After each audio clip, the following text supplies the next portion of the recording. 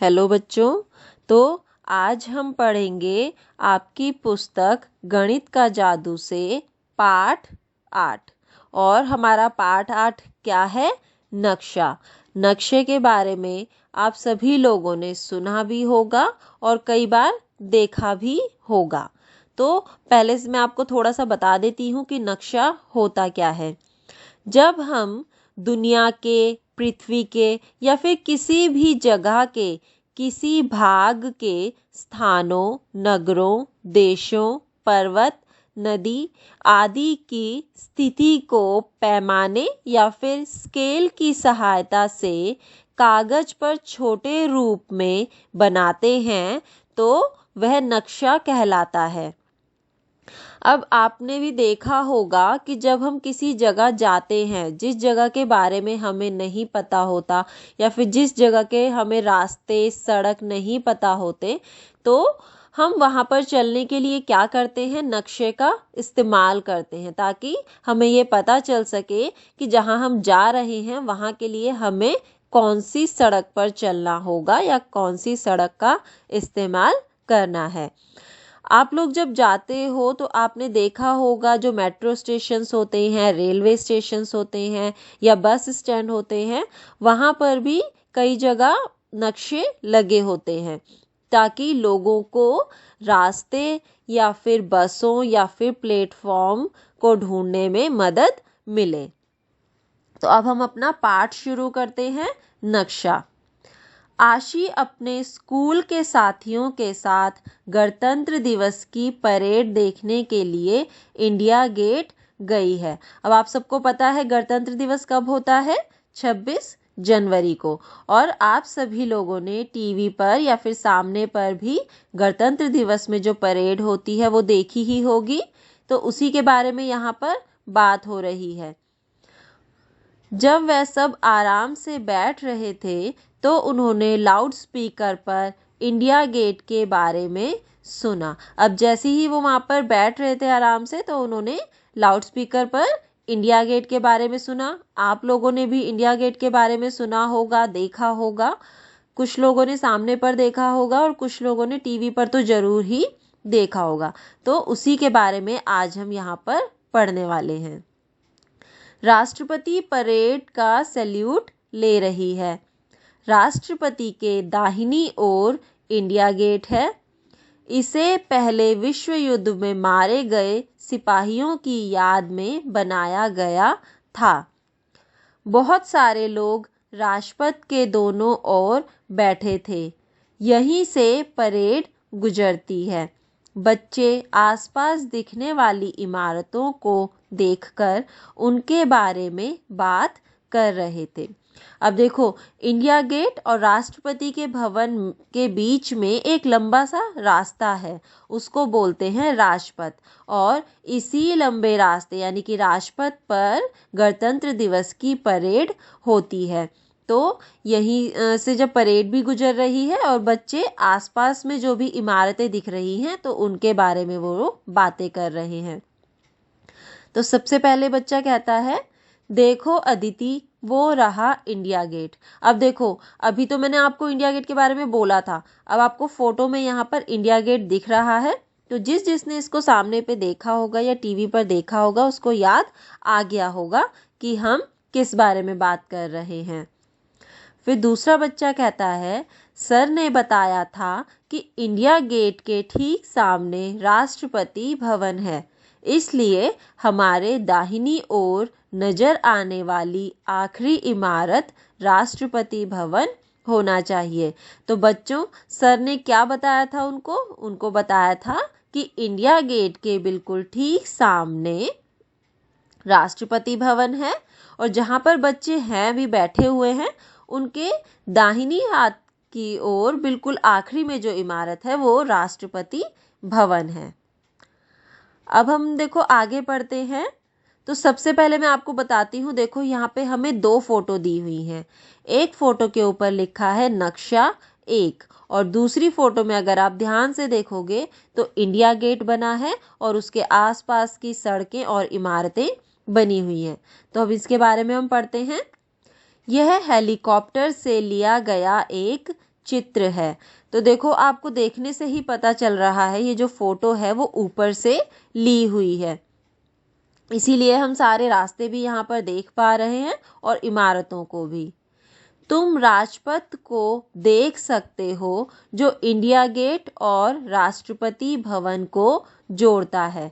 अब देखो आप इस फोटो में राजपथ को देख पा रहे हो जो कि इंडिया गेट और राष्ट्रपति भवन के बीच में है, यानी कि इन दोनों को यह जोड़ रहा है। अदिति राजपथ पर कहीं बैठी होगी, उस जगह पर निशान लगाओ। अब जो अदिति है वो कहाँ पर बैठी है, वो राजपथ पर कहीं बैठी है, तो आपको क्या करना है, वो निशान लगाना है जहाँ पर कि वो लोग बैठे हुए हैं। तो आप ऊपर फोटो में देखोगे कि ये लोग बिल्कुल इंडिया गेट के पास में ही कहीं पर बैठे हैं। अब हमें बताना है कि ये इंडिया गेट के दाहिनी तरफ बैठे हैं या बाहिनी तरफ बैठे हैं। तो उन्होंने कहा था कि उनके दाहिने हाथ की तरफ इंडिया गेट है। तो बच्चों देखो, अगर इंडिया गेट के जो है बच्चे दाहिनी तरफ बैठेंगे तो उनके दाहिने हाथ की तरफ आखिरी में इमारत राष्ट्रपति भवन पड़ेगी। अगर वो लोग बाहिनी तरफ बैठेंगे तो वो बाहीं तरफ पड़ेगा। तो इसका मतलब हुआ कि राजपथ पर जो दाहिनी तरफ एक चिल्ड्रंस पार्क है वहां पर अदिति और बाकी बच्चे बैठे हैं। अब है हमारा आगे जो विषय है वो है फोटो और नक्शा। तो देखो यहाँ पे आपको फोटो भी दी है और नक्शा भी दिया है। अब आपको क्या करना है, इससे जुड़े हुए कुछ सवालों के जवाब देने हैं। तो सवाल 1 हम करते हैं, क्या तुमने कभी किसी शहर का नक्शा देखा है? तो हम सभी ने ही नक्शा देखा होता है। आपने अपनी किताबों में भी नक्शा देखा होगा, देश के नक्शे देखे होंगे, राज्य के नक्शे देखे होंगे। आपने कभी बस स्टैंड पर नक्शा देखा होगा, कभी आपने मेट्रो स्टेशन पर नक्शा देखा होगा, या फिर आसपास की जगहों पर जब आप सड़कों को ढूंढते हैं तो वहां पर भी आपने नक्शे देखे होंगे। तो ये नक्शा तो ऐसी चीज है जो कि हर किसी ने देखा ही होगा। अब आगे कहा है, नक्शा 1 को देखो। आपको क्या करना है, सबसे पहले नक्शा 1 देखना है। फिर है, इसका चित्र से मिलान करके बताओ कि इंडिया गेट कहाँ है। अब आपको क्या करना है, सबसे पहले नक्शा 1 देखना है और उसका मिलान करना है फोटो से। तो जब हम फोटो से मिलान करेंगे तो आपको बताना है कि इंडिया गेट कहाँ पर है। तो जब हमने ये ध्यान से देखा तो हमें पता चला कि सबसे पहले देखो, आप फोटो में देखो कि वहां पर सामने एक राष्ट्रपति भवन बना हुआ है। नक्शे में भी हमने देखा राष्ट्रपति भवन बना है। उसके बाद हमने देखा एक चौराहा आ रहा है छोटा सा, जिसका नाम है विजय चौक। तो हमने नक्शे में देखा विजय चौक। फिर हमने फोटो में देखा कि एक और चौराहा आया है। नक्शे में गए, हमने देखा चौराहा जिसका नाम है रफी मार्ग। फिर हमने देखा कि एक और चौराहा आया है फोटो में, तो हम गए नक्शे पर, हमने देखा हाँ इसमें भी एक और चौराहा है जो कि है जनपद। फिर हम फोटो पे गए, फोटो में हमने देखा एक लंबी सी सड़क जा रही है, तो वो हमने देखी, नक्शे में ढूंढी तो वो सड़क हमें मिली, वो है मानसिंह रोड। और फोटो में उस सड़क के सामने ही बिल्कुल इंडिया गेट बना हुआ है। तो इसका मतलब जो नक्शे में एक षटकोण बना हुआ है, षटकोण होता है जिसकी 6 भुजाएं होती हैं, 6 किनारे होते हैं या फिर 6 कोण होते हैं, उसको हम बोलते हैं षटकोण। तो जो षटकोण के बीच में एक पीले रंग का भाग बना हुआ है वो है हमारा इंडिया गेट। तो अब कहा है आपको, जब आप ढूंढ लोगे कि इंडिया गेट कहाँ है, नक्शे पर इसका चित्र बनाओ। तो यहाँ पर आपको क्या करना है, इस पीले से भाग में इंडिया गेट का चित्र बनाना है। अब हम करते हैं सवाल 2। नक्शे के इस भाग में कुछ सड़कें दिखाई गई हैं, उन सड़कों को फोटो में ढूंढो। तो देखो सारी जो सड़कें हैं वो अभी हमने ढूंढी हैं जब हम इंडिया गेट ढूंढ रहे थे, तो फिर से हम इनको ढूंढते हैं। तो अब हम क्या करेंगे, पहले हम राष्ट्रपति भवन से होते हुए आए थे, अब हम इंडिया गेट की तरफ से सड़कें ढूंढेंगे। तो हमने देखा कि जो यहाँ पे षटकोण बना है इसके बीच में है इंडिया गेट, फोटो में भी हमने देखा इंडिया गेट। अब हमने देखा कि इस इंडिया गेट के दाईं तरफ दो सड़कें बनी है, एक है ऊपर और एक है नीचे। तो हमने यहाँ फोटो में भी देखा कि हाँ, दाईं तरफ नीचे को दो सड़कें बनी है, एक है ऊपर और एक नीचे। तो ऊपर वाली सड़क का नाम हमें नक्शे पर दिया है कस्तूरबा गांधी मार्ग और नीचे वाली सड़क का नाम दिया है तिलक मार्ग। अब हमने देखा कि जो बाएं तरफ की सड़क है उसमें दो सड़कें हैं, तो हमें नीचे वाली सड़क का नाम दिया है डॉक्टर जाकिर हुसैन रोड। अब हम नक्शे पर आते हैं, तो हमने देखा इंडिया गेट के सामने एक जो चौड़ाई में सड़क जा रही है उसका नाम है मानसिंह रोड। तो ये रोड हमने देखा यहाँ फोटो में, इंडिया गेट के सामने आपको एक लंबी सी रोड ये दिख रही है, ये है मानसिंह रोड। अब हम आते हैं नक्शे पे। मानसिंह रोड के बाद आप देखोगे कि इंडिया गेट से लेके राष्ट्रपति भवन तक एक लंबा सा रास्ता जा रहा है जिसका नाम दिया है राजपथ। तो यहाँ पे भी हमने देखा इंडिया गेट से लेके आखिरी जो इमारत है यानी कि राष्ट्रपति भवन, इसके बीच में एक सड़क है जो इन दोनों को जोड़ रही है, इसका नाम है राजपथ। अब हम देखेंगे इंडिया गेट की तरफ से जाते हुए राजपथ पर मानसिंह रोड के बाद एक चौराहा आया है, तो इस चौराहे का नाम हमें नक्शे पर दिया है जनपथ। अब जनपथ के बाद आप देखोगे कि एक और चौराहा है, इस चौराहा का नाम है रफी मार्ग। फिर रफी मार्ग के बाद आप देखोगे एक और आपको एक चौराहा दिख रहा है। चौराहा का मतलब होता है जिसपे कि चार रास्ते बने हुए हों, तो उस चौराहे का नाम हमें यहाँ पर नक्शे में दिया है विजय चौक। और विजय चौक के बाद आप देख ही रहे हो फोटो में भी और नक्शे में भी सामने एक इमारत बनी है और उस इमारत का नाम है राष्ट्रपति भवन। अब कहा है कि सवाल 3 में कि राष्ट्रपति भवन से इंडिया गेट जाते समय कौन कौन सी सड़कें रास्ते में आएगी। अब आपको क्या करना है, जब आप राष्ट्रपति भवन से इंडिया गेट की तरफ जाते हो या आते हो तो आपको बताना है कि कौन कौन सी सड़कें रास्ते में आ रही हैं। तो हमने देखा जब हम राष्ट्रपति से चले तो सबसे पहले विजय चौक, फिर रफी मार्ग, फिर जनपथ और आखिरी में मानसिंह रोड हमें रास्ते में जो है सड़कें मिली और फिर आखिरी में आ गया इंडिया गेट। अब कहा है नक्शा 1 में नेशनल स्टेडियम ढूंढो। तो नक्शे 1 पे जाते हैं हम और हमने देखा ये जो षटकोण के अंदर पीला भाग इंडिया गेट है, इसके ठीक सामने एक गुलाबी रंग का हमें एक गोलाकार बताया है जिसका नाम दिया है नेशनल स्टेडियम। तो नक्शे में तो हमने नेशनल स्टेडियम ढूंढ लिया।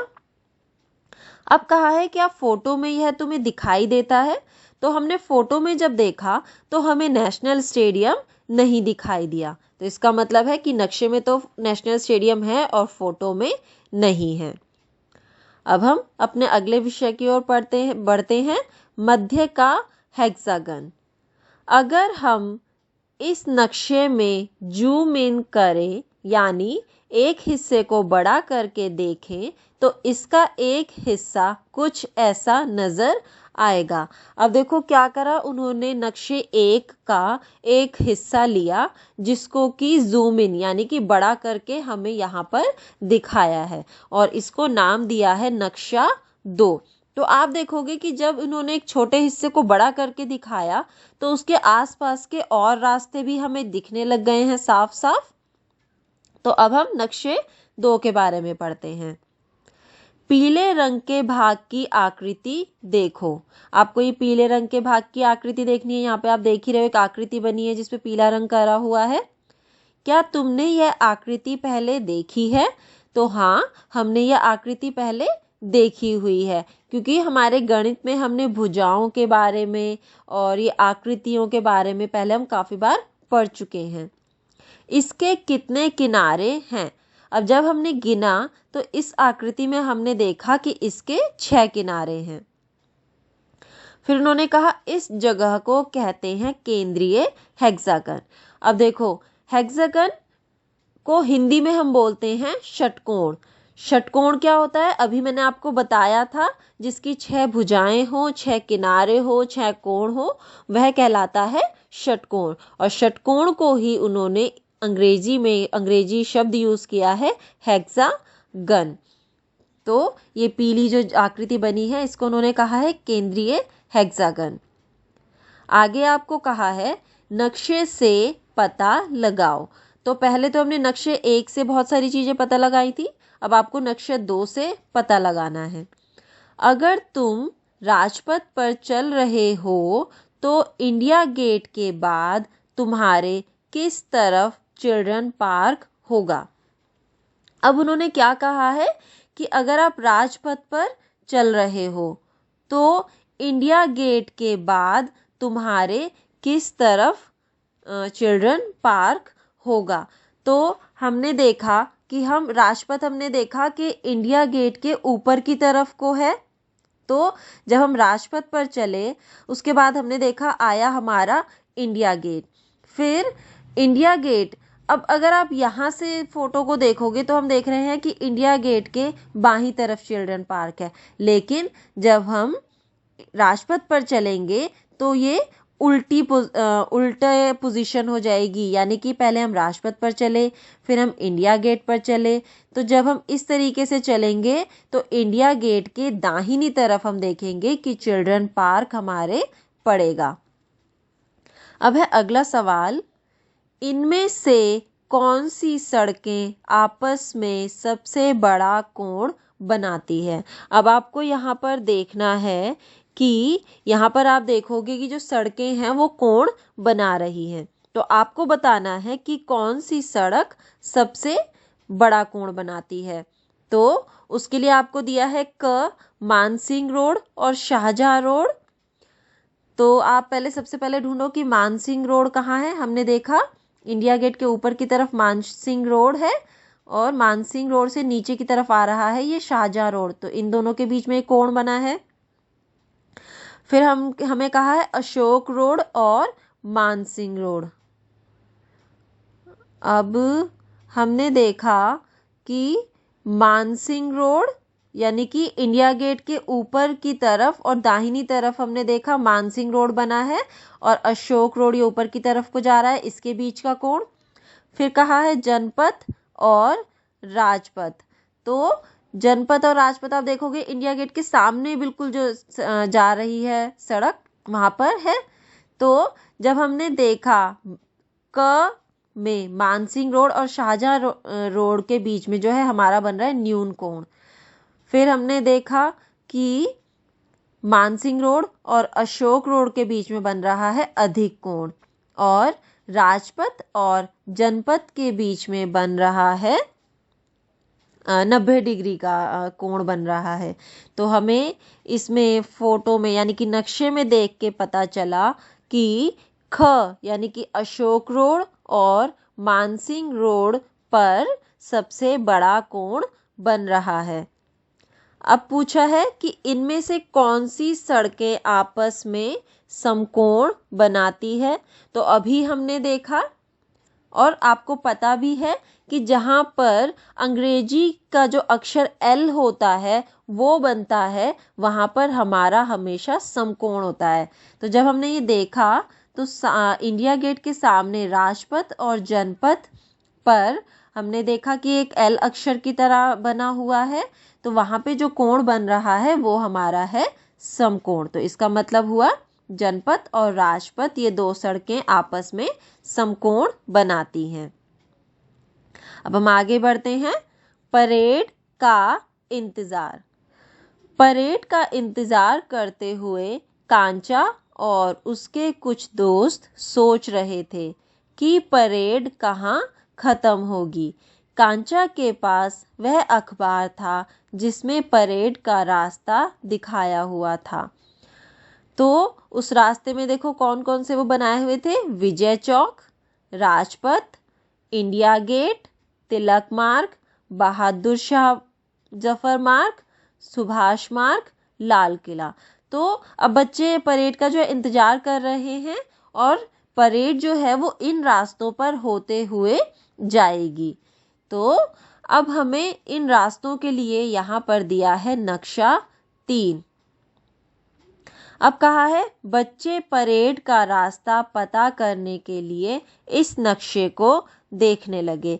अब देखो उन्होंने कहा है कि वो जो जो रास्ते यहाँ पे बताया है, जिन रास्तों से परेड गुजरेगी, वो रास्ते इस नक्शा 3 पर आपको दिखाए हैं। तो सबसे पहले कहा है विजय चौक। तो आप देखोगे यहाँ पर नीचे की तरफ बाएं तरफ को राष्ट्रपति भवन दिया है। राष्ट्रपति भवन से सीधे जा रहा है, आप देखोगे सामने विजय चौक, यहाँ पे लिखा भी हुआ है। विजय चौक के बाद बोला है उन्होंने राजपथ। तो विजय चौक और इंडिया गेट के बीच में जो एक ये लंबी सी सड़क है, ये है राजपथ। फिर है इंडिया गेट। तो इंडिया गेट आपको यहाँ पर दिख ही रहा है। इंडिया गेट के बाद है तिलक मार्ग। तो आप देखोगे इंडिया गेट के बाद दाईं तरफ ऊपर को जो सड़क जा रही है, यहाँ पे लिखा भी हुआ है तिलक मार्ग। यहाँ पर फिर तिलक मार्ग के बाद हमें रास्ता बताया है बहादुर शाह जफर मार्ग। तो बहादुर शाह जफर मार्ग आप नक्शे में देखोगे, तिलक मार्ग जहाँ पर खत्म हो रहा है वहीं पर सीधा ऊपर सड़क जा रही है, जहाँ पे लिखा हुआ है बहादुर शाह जफर मार्ग। फिर बहादुर शाह जफर मार्ग के बाद कहाँ पर जाएगी परेड, सुभाष मार्ग की। तो वो भी सामने उसी के आगे सड़क बनी हुई है, वहीं पर सुभाष मार्ग भी है। और सुभाष मार्ग के बाद आप देखोगे आखिरी में लिखा है लाल किला। तो सुभाष मार्ग के साथ में ही आप देख रहे हो ये लाल किला बना हुआ है। तो ये हमने यहाँ पर सड़क ढूंढ ली जहाँ पर गुजरते हुए परेड जाएगी। तो हम आगे बढ़ते हैं। यहाँ पर देखो बच्चे बात कर रहे हैं। तो पहला बच्चा कहता है यहाँ पर, अरे देखो यह इंडिया गेट है और यह रहा राष्ट्रपति भवन। तो आपको भी नक्शे में दिख ही रहा है इंडिया गेट भी और राष्ट्रपति भवन भी। उसके बाद वो कहता है कि इसके बाद वो कहता है कि इनके बीच यह लंबी सड़क राजपथ है। तो ये देख ही रहे हो आप कि इनके बीच में एक लंबी जो सड़क है वो राजपथ है। अब वह कहता है चलो अंदाजा लगाएं कि राजपथ कितने किलोमीटर लंबा है। अब आपको क्या कह रहे हैं, वो बच्चे कह रहे हैं कि हम पता लगाते हैं कि जो इंडिया गेट और राजपथ के बीच में लंबा सा रास्ता है यानी कि राजपथ, वो कितने किलोमीटर लंबा है। तो आगे वो कहता है बच्चा, मेरी माँ ने मुझे बताया था कि विजय चौक से लेकर इंडिया गेट तक राजपथ 2 किलोमीटर लंबा है। तो आगे बच्चा पढ़ता है, इस नक्शे पर यह लगभग 4 सेंटीमीटर लंबा दिखाया है, इसलिए नक्शे के 4 सेंटीमीटर धरती पर 2 किलोमीटर के बराबर हैं। तो एक बच्चा कहता है कि उसकी माँ ने बताया था कि राजपथ जो रास्ता है वो 2 किलोमीटर लंबा है, और जब उन्होंने नक्शे में देखा तो नक्शे में राजपथ की लंबाई दी हुई थी 4 सेंटीमीटर। तो इसका मतलब उन्होंने क्या निकाला कि नक्शे का 4 सेंटीमीटर जमीन पर 2 किलोमीटर के बराबर होगा।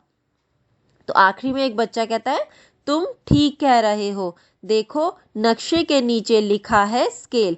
आप लोग भी यहाँ पे देख रहे हो नक्शे में नीचे स्केल दिया हुआ है कि 2 सेंटीमीटर बराबर में 1 किलोमीटर। इसका मतलब हुआ जब आप अपने स्केल से यहाँ पर सड़कों को नापते हो तो अगर वह 2 सेंटीमीटर दिखाता है तो इसका मतलब होगा धरती पर होगा वो 1 किलोमीटर। अब आगे है नक्शे में रास्ता दिखाओ। सवाल 1, नक्शा 3 में परेड का रास्ता दिखाओ और इंडिया गेट व राजपथ पर निशान लगाओ। तो सबसे पहले हम क्या करते हैं, इंडिया गेट और राजपथ पर निशान लगा देते हैं, क्योंकि वो हमें सामने ही दिख रहा है। इंडिया गेट भी आप लोगों को दिख रहा है और राजपथ भी दिख रहा है, जो राष्ट्रपति भवन के सामने लंबी सी सड़क जा रही है। अब आपको क्या करना है, परेड का रास्ता दिखाना है। तो वो मैंने आपको पहले ही दिखाया था। तो राष्ट्रपति भवन से हम शुरू करेंगे नक्शे पर। सबसे पहले विजय चौक, फिर राजपथ, फिर इंडिया गेट, फिर तिलक मार्ग, फिर बहादुर शाह जफर मार्ग, फिर सुभाष मार्ग और आखिरी में लाल किला। तो ये रास्ता हमें यहाँ पर दिख रहा है, उसके नाम भी यहाँ पे लिखे हुए हैं नक्शे में। फिर है सवाल 2, नक्शे को देखो और पता लगाओ कौन सी सड़क सबसे लंबी है।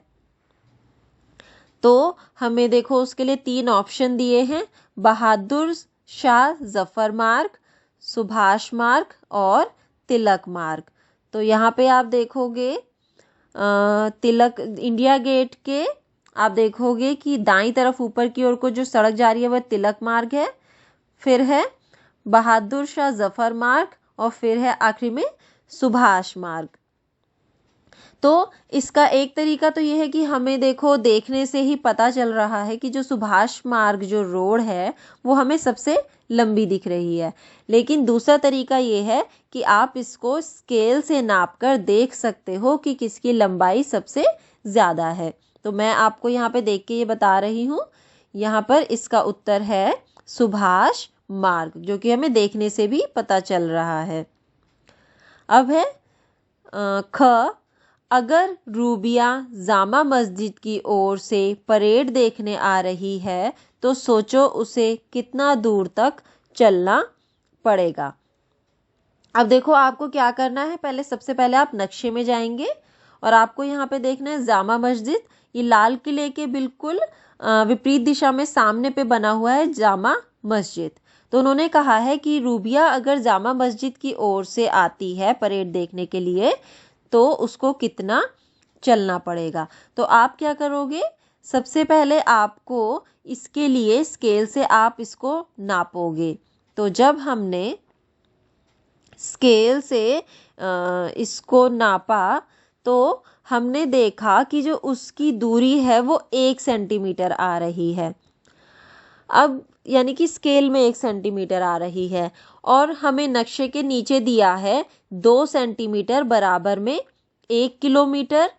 तो अब 2 सेंटीमीटर का आधा यानी कि जो रूबिया ने जो दूरी चली है वो है 500 मीटर। 500 मीटर जो है वो 1 सेंटीमीटर नहीं, उसने चली है दूरी 1 सेंटीमीटर। अब हमने देखा कि जो 1 सेंटीमीटर है वो 2 सेंटीमीटर का आधा है। तो इसका मतलब उसने ज़मीन पर भी उसकी आधी दूरी चली होगी। तो हम क्या कर देंगे, जब 2 सेंटीमीटर का आधा हो गया 1 सेंटीमीटर तो हम 1 किलोमीटर का भी आधा कर देंगे। और आप सबको पता ही है कि 1 किलोमीटर बराबर होता है 1000 मीटर के। तो यानी कि 1000 मीटर का आधा हो गया 500 मीटर। तो अगर हम नक्शे में कहें तो नक्शे में रूबिया ने 1 सेंटीमीटर की दूरी चली है और अगर हम ज़मीन पर कहें तो उसने 500 मीटर या फिर आप कह सकते हो आधा किलोमीटर की दूरी चली है। अब कहा है ग, परेड का पूरा रास्ता लगभग कितना लंबा है। तो आपको क्या करना है, इसके लिए आप इसमें पूरा स्केल से नापोगे। तो जब हमने स्केल से नापा नक्शे में तो परेड की जो कुल दूरी थी यानी कि राष्ट्रपति भवन से लेके लाल किला तक उसकी जो दूरी थी वो है 16 सेंटीमीटर। और हमें नक्शे में नीचे स्केल में बताया हुआ है कि 2 सेंटीमीटर बराबर में 1 किलोमीटर, यानी कि जितना सेंटीमीटर होगा उसका आधा ज़मीन पर किलोमीटर होगा। तो हम क्या कर देंगे, हमारी जो नक्शे पर दूरी निकली है परेड की वो है 16 सेंटीमीटर। तो 16 का हम आधा कर देंगे, यानी कि ज़मीन पर 8 किलोमीटर। तो इसका जवाब होगा जो हमारा आखिरी का ऑप्शन है, 8 किलोमीटर। अब आगे है, जैसे जैसे परेड आगे बढ़ी उन्हें कुछ बच्चे हाथी पर आते हुए दिखे। यह वही बच्चे हैं जिन्हें बहादुरी के लिए इनाम दिया गया। उसके बाद अलग अलग स्कूलों के बच्चों ने तरह तरह के नृत्य और करतब दिखाए। तो जिन बच्चों ने सामने पे परेड देखी होगी उनको पता ही होगा, और जिन्होंने टीवी पर देखी होगी उन्हें भी यह पता ही है कि जब परेड होती है तो वहाँ पर अलग अलग तरह के नृत्य और करतब दिखाए जाते हैं। तो यह उसी के बारे में यहाँ पर बात हो रही है। बच्चे परेड के साथ लाल किले तक जाना चाहते थे। अब बच्चे जो हैं वो क्या चाहते थे, वो परेड के साथ लाल किले तक जाना चाहते थे। गप्पू लाल किला पहले देख चुका था, तो वह बाकी बच्चों को उसके बारे में बताने लगा। अब जो उनमें से एक बच्चा है गप्पू, वह पहले लाल किले को देख चुका है, तो वो उसके बारे में उसने क्या करा, वो बाकी बच्चों को भी बताना शुरू कर दिया। अब हम आगे क्या पढ़ने वाले हैं, गप्पू की लाल किले की यात्रा। लाल किला भी आप लोगों ने सभी ने देखा होगा। तो ये देखो, इसमें यहाँ पर ये फोटो भी दी हुई है 3, जिसमें कि ऊपर एक दिया है लाल किला की फोटो है, उसके बाद उसके अंदर एक जो छोटा सा ये गेट बना है, मतलब फोटो में छोटा दिख रहा है लेकिन काफ़ी ये बड़ा गेट है, तो उस गेट को बोलते हैं लाहौरी गेट। और फिर जो एक और फोटो बनी हुई है जिसके नीचे लिखा है मीना बाजार। तो अब हम इसके बारे में पढ़ते हैं। जब हम लाल किले पहुंचे तो वहां टिकट लेने के लिए लंबी लाइन लगी हुई थी। अब ये तो आप लोगों ने देखा ही होगा कि जब भी हम कहीं घूमने के लिए जाते हैं, किसी जगह जाते हैं, तो वहां पे हमें टिकट लेनी पड़ती है। तो ये उसी के बारे में बात कर रहे हैं कि टिकट लेने के लिए बहुत ही लंबी लाइन लगी हुई थी। लाल किले के मुख्य गेट को लाहौरी गेट कहते हैं। जो उसका एक मुख्य गेट है, यानी कि जिससे कि आप लाल किले के अंदर प्रवेश करते हो, उसको कहा जाता है लाहौरी गेट। उससे अंदर घुसकर हम बाईं ओर एक लंबे गलियारे में पहुंचे, जिसके दोनों तरफ छोटी छोटी दुकानें बनी थी। इस जगह को मीना बाजार कहते हैं। अब देखो, ये मीना बाजार की फोटो दी हुई है, तो उसके बारे में बात कर रहे हैं कि जब वह गेट से अंदर घुसे तो बाईं ओर एक लंबे गलियारे में बहुत पहुंचे, जिसके दोनों तरफ छोटी छोटी दुकानें बनी थी। और इन जहाँ पर भी आपको पता है कि बहुत सारी दुकानें होती हैं तो उसको बाजार बोलते हैं, तो लेकिन इसको एक नाम दिया गया है जिसका नाम है मीना बाजार। वहां से मैंने अपनी बहन के लिए चूड़ियां खरीदी। अब आगे इन्होंने देखो लाल किले के लिए एक नक्शा बनाया है और इसको नाम दिया है नक्शा 4। तो देखो, अब हम इस नक्शे को अगर पढ़ें तो यहाँ पे हमें लाल किला दिखाया है। लाल किले के बाद हमें देखो यहाँ पे लाहौरी गेट भी दिखाया हुआ है। जब हम आगे चलते हैं तो मीना बाजार दिखाया है, फिर नक्कार खाना दिखाया है, उससे आगे चल के हमें दीवाने खास दिखाया गया है। उससे और आगे जब हम चलते हैं तो सामने पे हमने देखा कि दाहिनी तरफ जो है एक मोती महल बना है। उसके बाद जब हम बाईं तरफ आ रहे हैं तो रंग महल, आरामगाह, हमाम, मोती मस्जिद और दीवाने खास हमें ये यहाँ पे बताए हुए हैं। और उस यहाँ पे हमें ये सारी चीज़ें लाल किले के अंदर जो जो बना हुआ है वो हमें दिखाया है। अब नक्शे में आप देखोगे नीचे बाईं तरफ हमें स्केल दिया हुआ है 1 सेंटीमीटर, 1 सेंटीमीटर बराबर में 100 मीटर। इसका मतलब होता है जब आप नक्शे के अंदर अपने स्केल या फिट्टे से नापोगे और वो अगर 1 सेंटीमीटर होता है तो ज़मीन पर वह 100 मीटर होगा। तो अगर 2 सेंटीमीटर है नक्शे पर तो ज़मीन पर होगा 200 सेंटीमीटर, 200 मीटर। तो ये आपको एक आइडिया दिया हुआ है यहाँ पर रास्ता नापने के लिए। तो अब हम आगे पढ़ते हैं। सबसे पहले हम यहाँ पे पढ़ते हैं, ये फोटो हमें दी है पहली और उसके साइड में लिखा है नक्कार खाना। अब आपको बताया है कि नक्कार खाना होता क्या था, जहां पर ड्रम बजाकर राजा का संदेश सुनाया जाता था। तो वहां से सीधे नक्कार खान होते हुए तुम दीवाने आम पहुंच सकते हो। यह वही जगह है जहां राजा आम जनता से मिला करते थे। अब नक्कार खाने के बाद है दीवाने आम। तो ये यहाँ पे देखो, ये फोटो में भी दिखाया हुआ है दीवाने आम। एक तरफ तो हमें ये लंबाई में दिखा रखा है और दूसरी तरफ हमें ये सामने से दिखा रखा है। अब दीवाने आम के बारे में पढ़ते हैं हम। दीवाने आम से सीधे सामने बढ़ते हुए हमने रंग महल देखा। यह बहुत खूबसूरत इमारत है।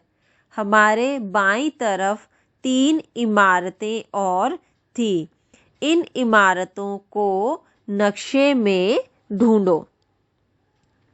अब उन्होंने क्या कहा है यहाँ पर कि जो दीवाने आम है से सीधे सामने बढ़ते हुए हमने रंग महल देखा। तो आपको यहाँ पे देखना है, नक्शे में आप जाओगे, जो नक्कार खाना के आगे दीवाने आम है, दीवाने आम से क्या कर रहे हैं, वो आगे को बढ़ रहे हैं। और जब वो आगे बढ़े तो उन्होंने एक रंग महल देखा। सामने आप देख रहे हो नक्शे में लिखा हुआ है रंग महल। अब उन्होंने पूछा है कहा है पहले कि यह बहुत खूबसूरत इमारत है। हमारे बाईं तरफ 3 इमारतें और थी। इन इमारतों को नक्शे में ढूंढो। तो जब हमने रंग महल देखा और रंग महल के बाईं तरफ देखा तो हमें 3 इमारतें दिखी, जिनके नाम हमें दिए हैं आरामगाह, हमाम और मोती मस्जिद। अब आगे हम पढ़ते हैं। हम रंग महल से बाएं मुड़कर दीवाने खास पहुंचे। आप नक्शे में देख रहे हो, यहाँ पे रंग महल से जब बाएं मुड़े तो यहाँ पे दीवाने खास भी बना हुआ है, जहां राजा अपने मंत्रियों को खास लोगों से मिला करते थे। यानी कि जो दीवाने खास ऐसी जगह थी जहां पर कि राजा अपने मंत्रियों और जो कोई खास लोग होते थे उनसे मिला करते थे। अब देखो, ये नीचे जो फोटो है यहाँ पे दिखाया है दाएं से रंग महल। आपको दाएं तरफ से देखना है। सबसे पहले है रंग महल, फिर है आरामगाह और फिर है दीवाने खास। आपको रंग महल के अंदर की फोटो यहाँ पे दी हुई है और आगे दीवाने खास के अंदर की फोटो दी हुई है। और जो हमारा अगला है, अब आपके लिए अगला कार्य है कि नक्शा 4 में ढूंढो। तो नक्शा 4 हमारा लाल किले के बारे में है। अब आपको इसके बारे में हमें ढूंढना है। तो अब हम ये आगे अगली कक्षा में पढ़ेंगे, हम अपना नक्शे 4 के बारे में, हम लाल किले के बारे। हेलो बच्चों, तो अब हम हमारा पाठ 8 नक्शा आगे शुरू करते हैं। और हमने इसको कहाँ से शुरू करना है? हमें इसको शुरू करना है नक्शा 4 से। और नक्शे 4 में हमें किस बारे में पढ़ना है? लाल किले के बारे में। तो थोड़ा बहुत तो हम जान ही चुके हैं कि लाल किले के अंदर हमें कौन कौन सी इमारतें देखने को मिलेंगी, वहाँ पर क्या क्या है। तो अब हम उस बारे में आगे पढ़ते हैं। तो हमारा सवाल क है, इनमें से कौन सी इमारत यमुना नदी के ज़्यादा पास है? तो आपको नक्शे में ढूंढना है कि हमें कुछ इमारतें दी है, उनमें से आपको बताना है कि कौन सी इमारत यमुना नदी के ज़्यादा पास है, दीवाने आम या फिर दीवाने खास। तो जब हम नक्शे में गए, हमने सबसे पहले ढूंढना है यमुना नदी। अब यमुना नदी हमने देखा कि हमारे नक्शे के बाएं तरफ ऊपर ही हिस्से में जो नीले रंग से हमें दिखाया गया है वो यमुना नदी है। अब आपको बताना है कि उसके सबसे पास में क्या है, दीवाने खास या फिर दीवाने आम। तो हमने देखा कि दीवाने जो है दीवाने खास, अब देखो आपको खुद ही देखने से यहाँ पर पता चल रहा है कि जो दीवाने खास है वो यमुना नदी से थोड़ा पास है और जो दीवाने आम है वो यमुना नदी से ज़्यादा दूर है। तो इसका जवाब होगा दीवाने खास यमुना नदी के ज़्यादा पास है। अब हम सवाल ख करते हैं किन दो इमारतों के बीच में आरामगाह है। तो फिर हम अपने नक्शे में जाते हैं। अब हमें ढूंढना है सबसे पहले कि आरामगाह कहाँ है। तो हमने देखा ये सामने यहाँ पे ये एक इमारत के ऊपर लिखा हुआ है आरामगाह। अब आपको पूछा है कि किन दो इमारतों के बीच में बना हुआ है आरामगाह। तो हमने देखा कि उसके एक तरफ हमाम और दूसरी तरफ रंग महल, यानी कि जो वो दो इमारतें हैं जिनके बीच में आरामगाह बना हुआ है वह है हमाम और रंग महल। अब हम करते हैं सवाल ग। रंग महल से हमाम की ओर जाते हुए तुम किन इमारतों के सामने से गुजरोगे। तो अब आपको पूछा है कि जब आप रंग महल से हमाम की ओर जाओगे, तो रंग महल हमने देखा कि दाएं तरफ है, और वहां से जब आप हमाम की तरफ जाओगे तो कौन सी इमारत को आप देखोगे, या फिर कहाँ से कौन सी इमारत के सामने से आप गुजरोगे। तो हमने देखा कि हम आरामगाह और दीवाने खास के सामने से गुजरेंगे। अब हमारा है सवाल घ। इस नक्शे में मीना बाजार से सबसे दूर कौन सी इमारत है। तो हमने पहले सबसे नक्शे में हमें ढूंढना है कि मीना बाजार कहाँ है। तो जहाँ पर लाल किले की इमारत बनाई हुई है, यानी कि लाल किला जहाँ से शुरू हो रहा है, वहाँ बनाई हुई है, यानी कि लाल किला जहाँ से शुरू हो रहा है वहां से हम देखेंगे। उसके आगे चलते ही हमें ये दे रखा है सामने मीना बाजार लिख के दे रखा है। अब आपको बताना है कि मीना बाजार से सबसे दूर कौन सा है। तो हम गए जब, तो हमने देखा उसके आगे ही नकार खाना बना है, दीवाने खास बना है, और आरामगाह और दीवाने खास। तो इन सारी इमारतों को जब हमने ध्यान से देखा तो हमें पता चला कि मीना बाजार से जो सबसे दूर इमारत है वो है हमाम। क्यों? क्योंकि एक तो आप देखोगे कि वो सबसे आखिरी में बनी हुई है और बाएं तरफ को काफी दूरी में जाके बनी है। तो इसका मतलब हुआ कि हमाम जो इमारत है वो मीना बाजार से सबसे दूर है। अब पूछा है कि दीवाने खास से लाहौरी गेट लगभग कितनी दूर है। तो इसका पता आप कैसे लगाओगे। आपको देखो सबसे पहले तो नक्शे पे दिया हुआ है कि यदि आप नक्शे में स्केल से नापते हो और वह दूरी 1 सेंटीमीटर की निकलती है तो उसका मतलब होगा जमीन पर 100 मीटर। अब अगर मान लीजिए कि नक्शे पर निकला 2 सेंटीमीटर, तो ज़मीन पर भी क्या हो जाएगा, डबल हो जाएगा आपका, यानी कि 200 मीटर। तो आपको क्या करना है, आपको दीवाने खास से लाहौरी गेट की दूरी स्केल से नापनी है। तो जब हमने दीवाने खास से लाहौरी गेट की दूरी स्केल से यानी कि फिट्टे से नापी तो हमें ये दूरी लगभग 6 सेंटीमीटर की मिली। और हमें दिया हुआ है नक्शे में कि 1 सेंटीमीटर बराबर में है 100 मीटर। तो 6 सेंटीमीटर कितना हो जाएगा ज़मीन पर, यानी कि 6 सेंटीमीटर हो जाएगा बराबर में 100 मीटर गुना में 6। तो हमारी जो दूरी होगी वो नक्शे पर तो है लगभग 6 सेंटीमीटर और ज़मीन पर हो जाएगी 600 मीटर। अब हम आगे पढ़ते हैं, बड़ा करो छोटा करो। तो ये भी आप लोगों ने देखा होगा, कई बार कोई आकृति होती है या फिर कोई चीज होती है या रस्सी है या फिर किसी भी तरीके से आप आकार को बड़ा करते हो, छोटा करते हो। तो यहाँ पर भी अब आपको वही करना है।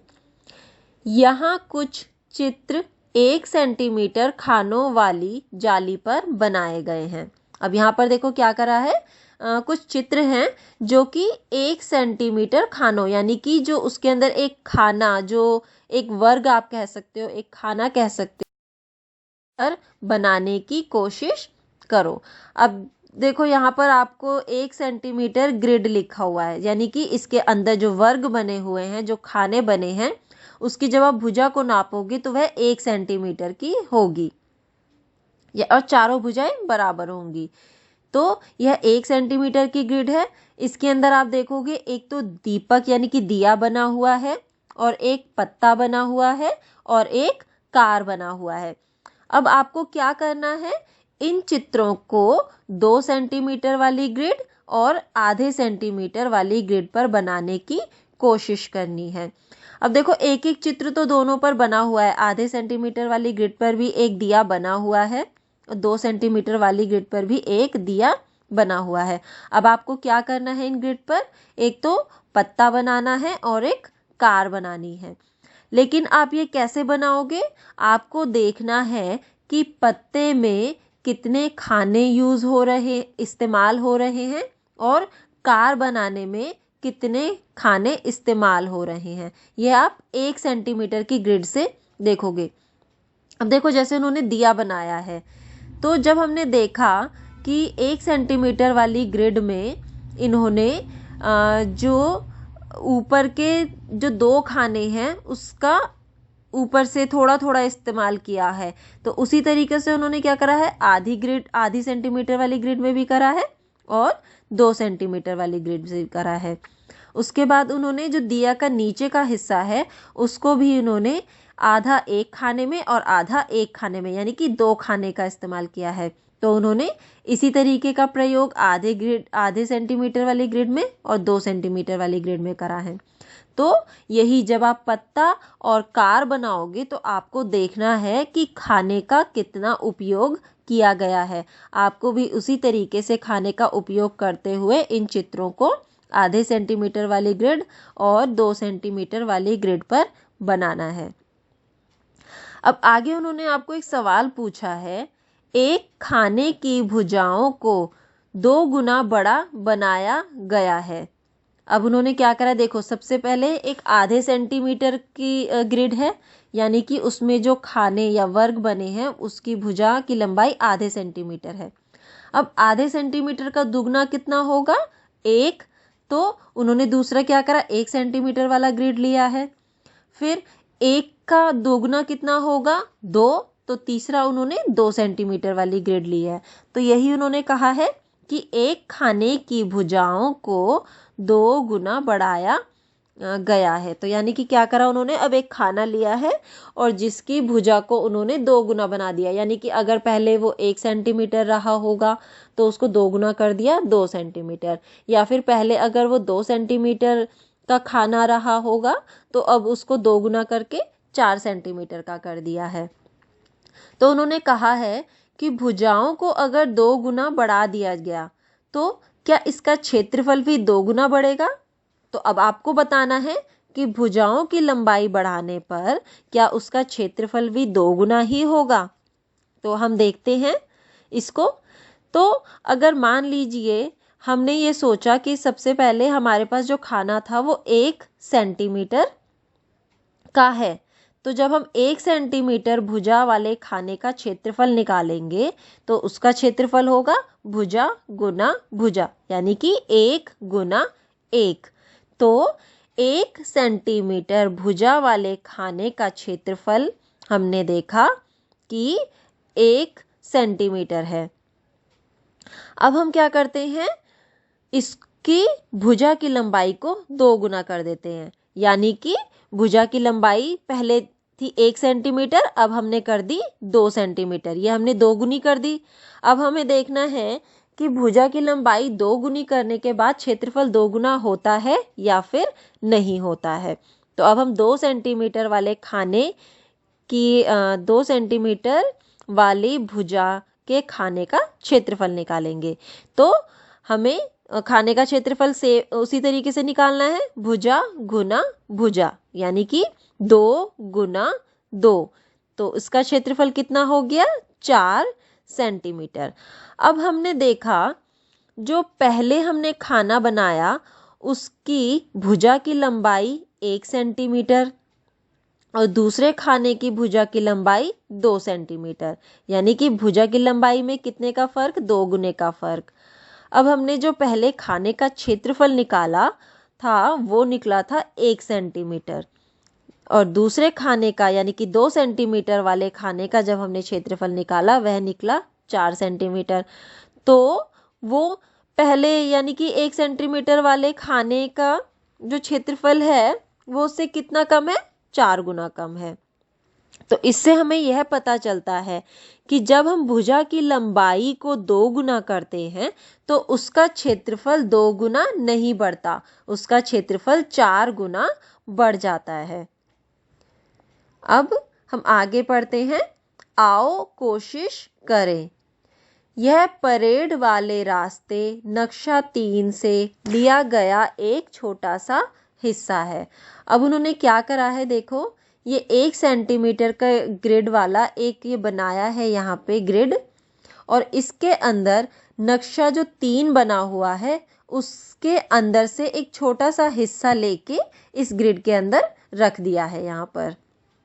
अब आपको कहा है सबसे पहले कि नंबर 1, क्या तुम पहचान सकते हो कि यह नक्शे का कौन सा हिस्सा है?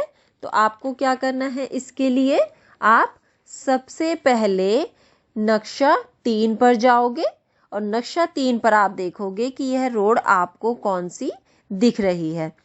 तो जब हमने इसको ध्यान से देखा तो हमें नक्शा 3 और इस ग्रिड को मिलाने से हमें पता चला कि यह वह हिस्सा है जहां पर कि राजपथ, रफी मार्ग, जनपथ, मानसिंह रोड और इंडिया गेट दिखाए गए हैं। आप ये देख ही रहे हो, इसमें यहाँ पर ये आप देखोगे कि ग्रिड में जो है दाईं तरफ बीच में एक ये छोटा सा हिस्सा बना है जो कि इंडिया गेट के लिए है। तो ये आप वहाँ से जब फोटो को मिलाओगे तो आपको पता चल जाएगा यहाँ पे कि ये वो वाला हिस्सा है, राजपथ, रफी मार्ग, जनपथ, मानसिंह रोड और इंडिया गेट बना है। अब आगे कहा है आपको सवाल 2, अब इसे 2 सेंटीमीटर ग्रिड में बड़ा बनाने की कोशिश करो। याद रखना कि नक्शे की आकृति ना बदले। अब आपको क्या करना है, जैसे आपने ऊपर चित्र बनाए थे, अब आपको ये नक्शा बनाना है। अभी तो इन्होंने ये नक्शा 1 सेंटीमीटर वाली ग्रिड में बना रखा है।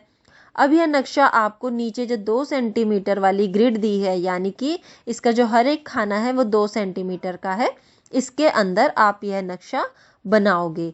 लेकिन जब आप नक्शा बनाओगे तो देखो खानों के आकार में तो बदलाव आया है, लेकिन आपको नक्शे में कोई बदलाव नहीं करना है।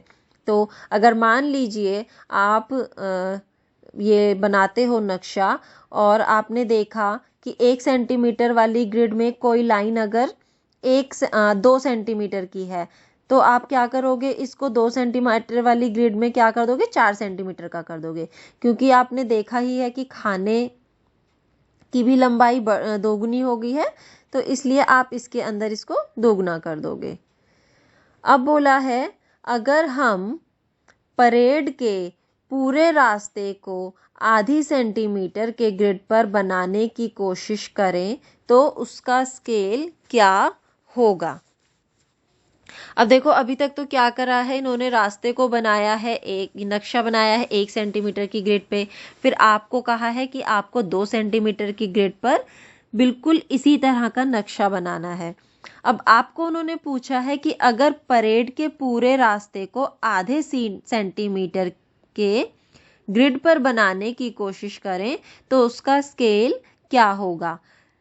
आपको ऑप्शन दिए हैं कि नक्शे पर 1 सेंटीमीटर बराबर जमीन पर 1 किलोमीटर, या फिर नक्शे पर आधा सेंटीमीटर वाली ग्रिड में कोई लाइन अगर 2 सेंटीमीटर की है, तो आप क्या करोगे, इसको 2 सेंटीमीटर वाली ग्रिड में क्या कर दोगे, 4 सेंटीमीटर का कर दोगे, क्योंकि आपने देखा ही है कि खाने की भी लंबाई दोगुनी हो गई है, तो इसलिए आप इसके अंदर इसको दोगुना कर दोगे। अब बोला है अगर हम परेड के पूरे रास्ते को आधी सेंटीमीटर के ग्रिड पर बनाने की कोशिश करें तो उसका स्केल क्या होगा।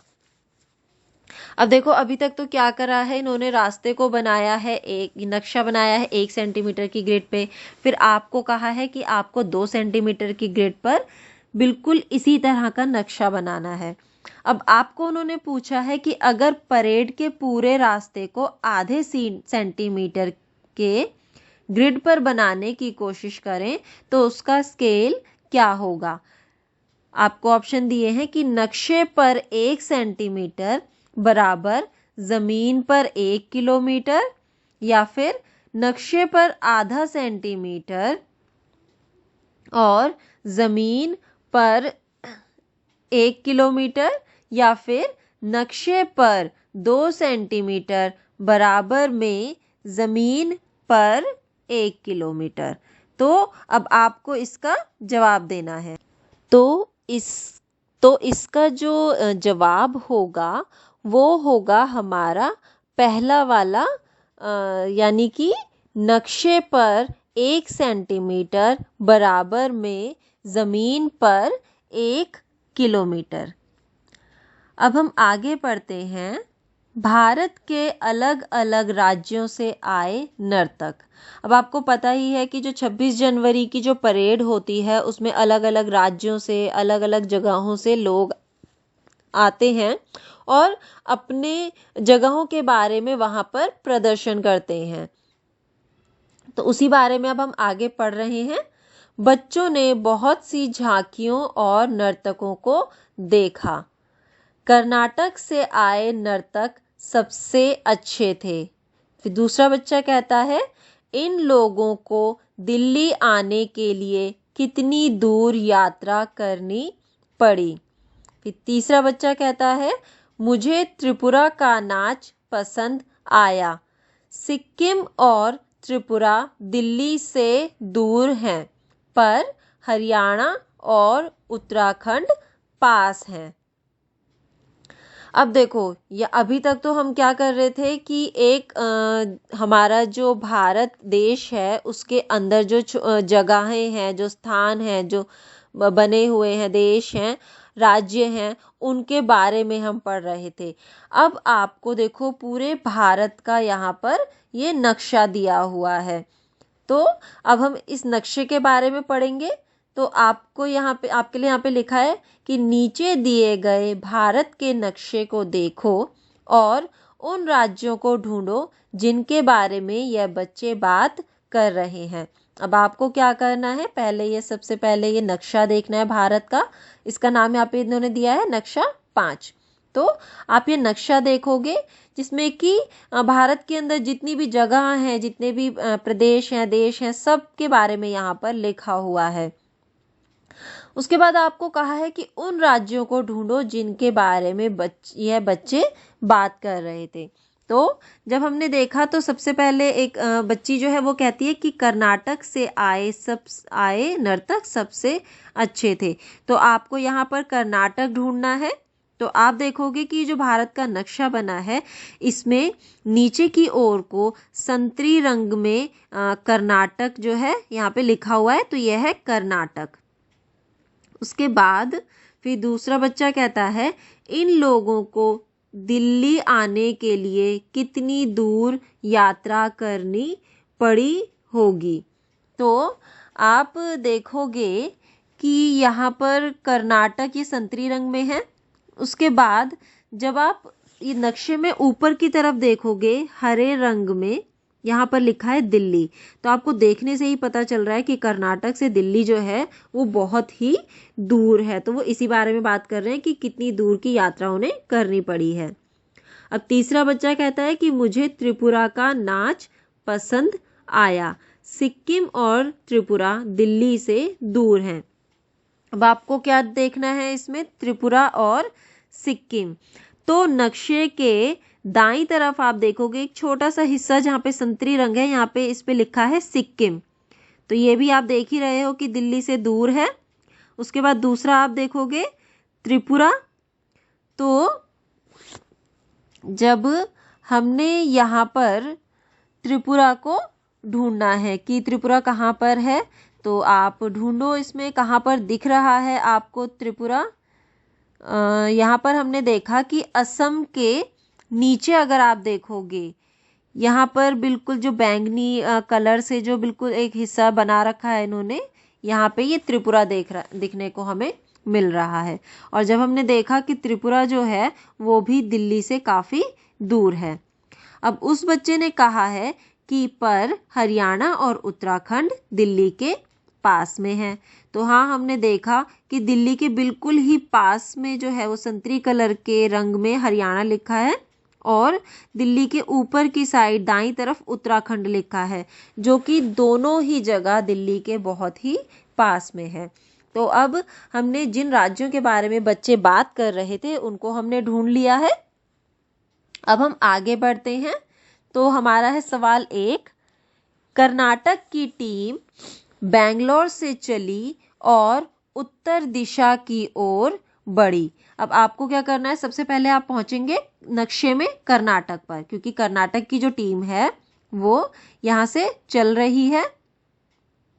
अब उन्होंने कहा जब वह चली तो वो उत्तर दिशा की ओर बढ़ी। अब आप यहाँ पे देख रहे हो कि नक्शे के ऊपर की ओर लिखा है उत्तर, नीचे की ओर लिखा है दक्षिण, और दाईं तरफ लिखा है पूर्व और बाईं तरफ लिखा है पश्चिम। तो वही वह कह रहे हैं कि जब कर्नाटक से उत्तर दिशा की ओर वह बढ़ी तो दिल्ली तक पहुंचने में इसे किन किन राज्यों से गुजरना पड़ा, भारत के नक्शे में ढूंढो। अब आपको यहाँ पे ढूंढना है नक्शे में। तो जब कर्नाटक की टीम बेंगलोर से चली और उत्तर दिशा की ओर बढ़ी तो दिल्ली तक पहुंचने में उसे जिन राज्यों से गुजरना पड़ा वह है, सबसे पहले आप देख ही रहे हो यहाँ पे, सबसे पहले आ रहा है पीले रंग में महाराष्ट्र, फिर आ रहा है संतरी रंग में मध्य प्रदेश, फिर आप देखोगे हरे रंग में है उत्तर प्रदेश। अब आप देखोगे कि दिल्ली के लिए एक और तरीके से वह जा सकते हैं, वो ऐसे कि मध्य प्रदेश से वह जा सकते हैं राजस्थान, जो कि यहाँ पे आपने देखा ये नीले रंग में है, और फिर राजस्थान से हरियाणा और हरियाणा से फिर दिल्ली। तो ये हमने देख लिया कि कर्नाटक की टीम बेंगलोर से जब दिल्ली आ रही है तो उनको किन किन राज्यों से गुजरना पड़ा। अब है सवाल 2, जम्मू कश्मीर दिल्ली से उत्तर दिशा में पड़ता है। तो आप देखोगे यहाँ पे दिल्ली यहाँ पे दिया है और ऊपर की ओर पड़ रहा है जम्मू कश्मीर, जो कि उत्तर दिशा में आपको दिख ही रहा है। इसलिए वहां से आने वाली टीम दिल्ली पहुंचने के लिए दक्षिण की ओर चलती है। तो अगर हम देखें, जब हम दिल्ली से जम्मू कश्मीर देखें तो जम्मू कश्मीर हमें उत्तर में दिख रहा है, और जब हम जम्मू कश्मीर से दिल्ली की तरफ देखेंगे तो दिल्ली हमें दक्षिण की तरफ दिख रहा है, यानी कि उनको दिल्ली तक पहुंचने के लिए दक्षिण की ओर चलना पड़ेगा। अब पूछा है वह कौन कौन से राज्यों से गुजरते हैं, यानी कि जब टीम जम्मू कश्मीर से दिल्ली की तरफ यानी कि दक्षिण की तरफ आती है तो वह कौन कौन से राज्यों से गुजर रही है। तो हमने देखा हिमाचल प्रदेश, जो कि आप देख ही रहे हो यहाँ पे ये नीले रंग में बना हुआ है, फिर है पंजाब हरे रंग में जो बना हुआ है, और हरियाणा जो कि संतरी रंग में बना है, और उसके बाद वह पहुंच गए हैं दिल्ली। अब है सवाल 3, नोनू गुजरात में रहता है, नोनू का मित्र जावेद पश्चिम बंगाल में रहता है। नोनू अपने मित्र के पास जाना चाहता है, वह किस दिशा में यात्रा करेगा? क पश्चिम की तरफ, ख पूरब की तरफ, ग दक्षिण की तरफ, और घ उत्तर की तरफ। तो हमें इसके लिए क्या करना पड़ेगा, पहले नक्शे में देखना पड़ेगा कि नोनू किस तरफ रहता है और जावेद किस तरफ रहता है। तो हम सबसे पहले देखते हैं कि नोनू यानी कि जो गुजरात में रहता है वह किस तरफ है। तो जब हमने नक्शे में गुजरात को ढूंढा तो हमें यह नक्शे के बाईं तरफ गुलाबी हिस्से में जो कि पश्चिम की तरफ है वहां पर दिखा। तो इसका मतलब हुआ नोनू पश्चिम की तरफ रहता है। अब हमें देखना है कि जावेद जो कि पश्चिम बंगाल में है वह किस तरफ है। तो हमने देखा कि पश्चिम बंगाल नक्शे में दाईं तरफ जो कि पूर्व दिशा की ओर पड़ रहा है वहां पर रहता है। तो इसका मतलब हुआ कि नोनू को पश्चिम की तरफ जाना पड़ेगा अपने दोस्त से मिलने के लिए। नहीं, पश्चिम नहीं, पूर्व की तरफ। जो हमारा पश्चिम बंगाल है वह नक्शे के दाईं तरफ, जो कि पूर्व में पड़ रहा है, तो उसको पूर्व की तरफ जाना पड़ेगा। तो इसका जवाब हुआ नोनू को गुजरात, जो कि पश्चिम दिशा में पड़ रहा है, अपने मित्र जावेद, जो कि पश्चिम बंगाल में रहता है, से मिलने के लिए पूर्व दिशा की ओर जाना पड़ेगा। तो इसका जवाब है ख, पूर्व की तरफ। अब पूछा है सवाल 4, क्या जम्मू कश्मीर के उत्तर में कोई राज्य है?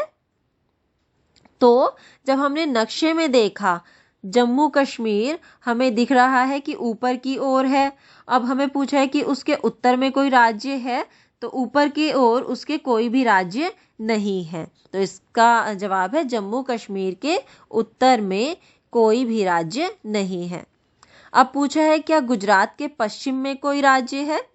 तो नक्शे में हमने देखा कि गुजरात यहाँ पे ये बना हुआ है नक्शे के बाईं तरफ गुलाबी रंग में, और इसके पश्चिम की तरफ जब हमने देखा तो हमें कोई राज्य यहाँ पर नहीं दिख रहा। तो इसका मतलब इसके पश्चिम में भी कोई राज्य नहीं है। अब पूछा है यदि नक्शे पर 1 सेंटीमीटर जमीन पर 200 किलोमीटर दिखाता है तो पता करो दिल्ली से जयपुर लगभग कितना दूर है। अब आपको यहाँ पर दे दिया है कि यदि आप नक्शे में स्केल या फिट्टे से नापते हो और वह 1 सेंटीमीटर अगर निकलता है तो वो 200 किलोमीटर यानी कि ज़मीन पर 200 किलोमीटर होगा। नक्शे पर 1 सेंटीमीटर स्केल से वो होगा किसके बराबर? ज़मीन पर 200 किलोमीटर के बराबर। तो अब आपको क्या करना है? दिल्ली से जयपुर लगभग कितना दूर है वो आपको यहाँ पर निकालना है। तो उसके लिए आप क्या करेंगे? स्केल से दिल्ली से जयपुर की दूरी निकालेंगे। तो आप देख ही रहे हो यहाँ पे दिल्ली हरे रंग में बना हुआ है और जयपुर ये नीले रंग में, यानी कि राजस्थान के पास में, राजस्थान के अंदर जयपुर बना है। तो जब हमने स्केल से यानी कि फिट्टे से जब हमने नापा तो हमने देखा कि यह दूरी निकल रही है 1.2 सेंटीमीटर नक्शे पर। अब हमें बताया है कि जो 1 सेंटीमीटर है वो 200 किलोमीटर के बराबर है। तो हम क्या करेंगे इसके लिए? अब हमें 1.2 सेंटीमीटर निकालना है कि ज़मीन पर कितना होगा। तो हम क्या कर देंगे? 1.2 गुना में 200 किलोमीटर। तो इसका जवाब आया 240 किलोमीटर। तो जब हमने देखा कि हमें यहाँ पर ऑप्शन में अ दिया है 50 किलोमीटर, ब दिया है 500 किलोमीटर और स दिया है 250 किलोमीटर, और आपसे यहाँ बोला भी है कि लगभग कितना दूर है, मतलब कि हमें एकदम सही दूरी नहीं मिलेगी, हम एक अनुमान लगा सकते हैं यहाँ पे। तो हमने देखा जो हमारा उत्तर आया वो 250 किलोमीटर के आसपास है। तो इसका जो जवाब होगा वो होगा, तो इसका जवाब है स 250 किलोमीटर। 250 किलोमीटर मैंने आपको बता ही दिया है क्यों है, क्योंकि हमारा उसका जो उत्तर है वो 240 किलोमीटर निकला है और वह उसी के आसपास ही है। अब है सवाल ख, अंदाजा लगाओ जयपुर से भोपाल कितना दूर है।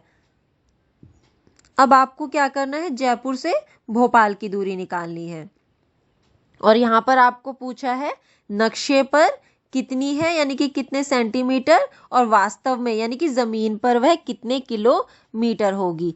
तो इसके लिए आपको फिर से क्या करना है? सबसे पहले आप अपने फिट्टे या स्केल से नक्शे पर नापेंगे। तो जब हमने ये नापा तो हमने देखा कि जयपुर से भोपाल की जो दूरी है नक्शे पर वो निकली है 2.4 सेंटीमीटर। अब हमें निकालनी है दूरी वास्तव में यानी कि ज़मीन पर। तो वो हम कैसे निकालेंगे? हमें पता है कि 1 सेंटीमीटर बराबर में 200 किलोमीटर, तो 2.4 सेंटीमीटर बराबर में कितना हो जाएगा? 2.4 सेंटीमीटर गुना 200 किलोमीटर यानी कि 480 किलोमीटर। तो हमने अब ये दूरी निकाल ली है। तो हमने देखा कि जयपुर से भोपाल की जो दूरी है वो नक्शे पर तो 2.4 सेंटीमीटर है और ज़मीन पर है 480 किलोमीटर। अब पूछा है हमें सवाल 7, नक्शे को देखकर बताओ कौन सा राज्य 4 अन्य राज्यों से घिरा है।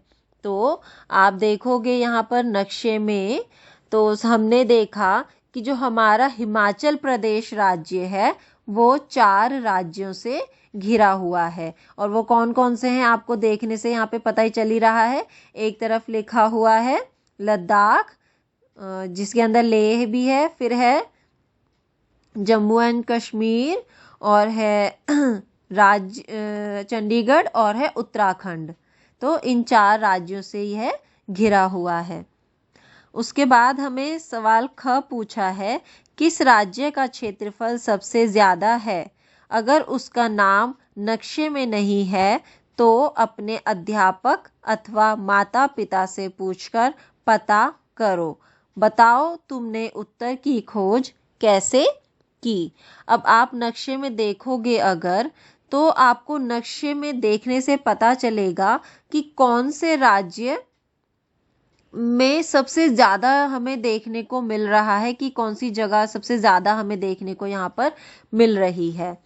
अगर आपको देखने से पता चल रहा है, जैसे कि हमने जब नक्शे में देखा तो हमें पता चल रहा है यहाँ पे कि राजस्थान का जो क्षेत्रफल हमें यहाँ पे सबसे ज़्यादा दिख रहा है, यानी कि इसके अंदर जो जगह है वो सबसे ज़्यादा दिख रही है। तो हमें तो ये पता चल गया कि राजस्थान का क्षेत्रफल सबसे ज़्यादा है। अगर आपको नहीं पता चलता है तो आप अपने अध्यापक या फिर माता पिता से भी पूछ सकते हो, और आपको ये बताना है कि आपने इसको कैसे पता करा है। अब पूछा है सवाल ग, कौन से राज्य का क्षेत्रफल सिक्किम से लगभग 8 गुना है। तो आप ये कैसे देखोगे। एक तो तरीका ये है कि आप इसमें नाप कर देख सकते हो, दूसरा आप एक अंदाजे से देख के बता सकते हो कि जब जैसे हम देख ही रहे हैं कि यहाँ पे सिक्किम है वो कितना छोटा सा हिस्सा है, तो इसका 8 गुना मतलब कि ऐसे हिस्से जिसमें 8 बन जाएं वो आपको कौन सी देखने में लग रही है। तो हमने देखा कि हिमाचल प्रदेश ऐसा राज्य है जो कि सिक्किम के क्षेत्रफल से 8 गुना है, और इसका क्षेत्रफल आप स्केल की मदद से भी निकाल सकते हो, इसके अंदर कितना बना हुआ है, या फिर देखो आप ये खाने की ग्रिड पर बना है तो इस खाने से भी आप पता कर सकते हो कि इसका क्षेत्रफल कितना है, जो कि आपको निकालने पर पता चल जाएगा कि यह इसका 8 गुना है। अब आगे पूछा है आपको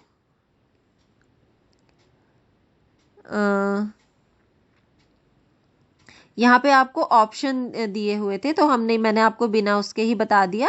तो जो ग सवाल है इसका जवाब है जो आखिरी का हमारा ऑप्शन है, यानी कि हिमाचल प्रदेश। अब पूछा है कि राजस्थान का क्षेत्रफल पंजाब राज्य के क्षेत्रफल से लगभग कितना गुना ज़्यादा है। तो हम इसके लिए क्या करेंगे, सबसे पहले हम राजस्थान का क्षेत्रफल देखते हैं। तो हमने देख ही रहे हैं, हमने पढ़ा भी है कि राजस्थान का क्षेत्रफल सबसे ज़्यादा है इस नक्शे में। अब हम इसके बाद देखते हैं पंजाब का। तो जब हमने देखा तो यह इसका यानी कि जो राजस्थान का क्षेत्रफल है वो पंजाब के क्षेत्रफल से लगभग 10 गुना ज़्यादा है। अब हम आगे पढ़ते हैं, और आगे हम किस बारे में पढ़ने वाले हैं, समुद्र। तो बाला समुद्र तट पर खड़ा विशाल समुद्र को देख रहा है। अब देखो जहाँ ये जो यहाँ पे बच्चा बना है इसका नाम है बाला, और वो क्या कर रहा है, समुद्र तट पर खड़ा है, यानी कि समुद्र के किनारे खड़ा है, और इस बड़े से विशाल समुद्र को वह देख रहा है। ऐसे लग रहा है कि समुद्र का कहीं कोई अंत नहीं है। अब देखो यहाँ से आपको भी फोटो में देखने से लग ही रहा होगा जैसे कि समुद्र का कहीं कोई अंत, मतलब कहीं पे खत्म ही नहीं हो रहा यह समुद्र। अब आपको पूछा है क्या तुमने समुद्र देखा है। तो कई लोगों ने समुद्र सामने पर देखा होगा और कईयों ने नहीं देखा होगा, लेकिन जिन्होंने सामने नहीं देखा तो उन्होंने टीवी पर, टेलीविजन पे या फिर किताब में ही आपने देखा ही होगा इसमें। अब पूछा है चित्र में समुद्र कहाँ है। तो आपको देखने से पता चल ही रहा है, जो बच्चा है बाला, उसके सामने जो पूरा नीले रंग से हमें दिखाया गया है वो समुद्र है। अब आगे सवाल में कहा है भारत के नक्शे में समुद्र को ढूंढो। नक्शे में समुद्र को किस रंग से दिखाया गया है।